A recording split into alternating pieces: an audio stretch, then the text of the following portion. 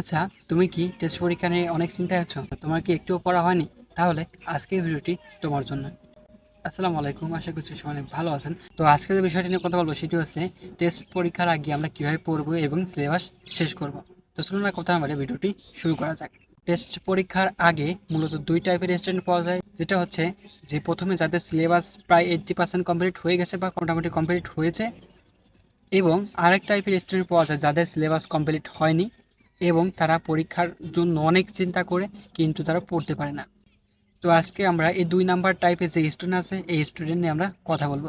তো তারা যদি পড়তে যায় কি হয়, পড়তে গেলে তারা দেখে যে না, এই টপিকটা তো আমার পড়া, কিন্তু তার মনে হয় যে তার তো কিছুই পড়া নেই। যে কয়টা অধ্যায় সে পড়তে যাবে তার মনে হবে যে না, এই অধ্যায়টা তো আমার পড়া, তার কাছে মনে হবে। কিন্তু আমি যদি তার কাছে জিজ্ঞাসা করি তোমার পড়ালেখার কি খবর, তাহলে বলবে যে আমার কিচ্ছু হয়নি। মানে পড়া আসলে হয়েছে, কিন্তু এই পরীক্ষার ভয়ে তার মনে হচ্ছে যে না, আমার কিছুই পড়া হয়নি।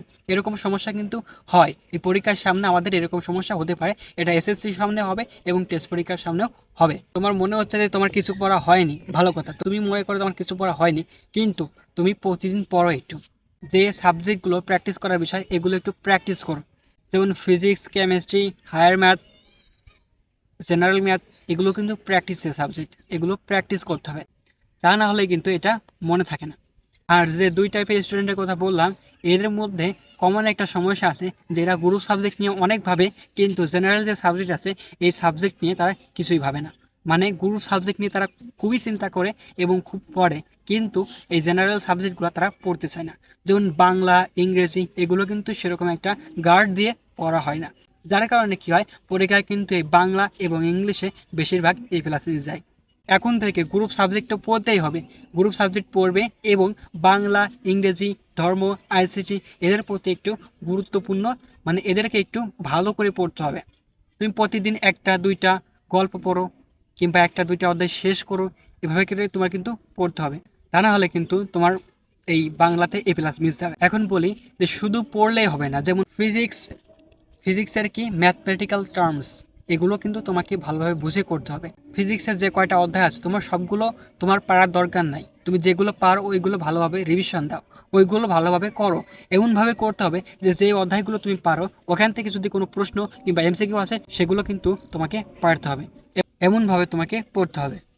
এরপরে আসি যে অধ্যায়গুলো তুমি পারো না, সেখান থেকে কিছু কিছু বিষয় আছে যেগুলো তুমি পারো কিন্তু তোমার মনে হচ্ছে যে পারো না, সে অধ্যায়গুলো তুমি যাবে, সেখান থেকে ইম্পর্টেন্ট কয়েকটা টপিকস আছে সেগুলো তুমি পড়বে, তাহলে কিন্তু তোমার ওই অধ্যায়টা কভার হয়ে যাবে। এভাবে করে প্রত্যেকটা অধ্যায় কিন্তু তোমাকে কভার করতে হবে। এরপরে আসি যে বায়োলজিতে কিন্তু অনেক চিত্র আছে, এই চিত্র যেগুলো পরীক্ষায় পড়ে এই চিত্রগুলো তোমাকে মাঝে মাঝে আঁকতে হবে। এই চিত্রগুলো তুমি যদি না আঁকাও তাহলে কিন্তু পরীক্ষার খাতায় একবারে গিয়ে আঁকতে পারবে না। এজন্য তোমাকে প্র্যাকটিস করতে হবে। চিত্র বিষয়টা হচ্ছে প্র্যাকটিসের, প্র্যাকটিস না করলে চিত্র আঁকা যায় না।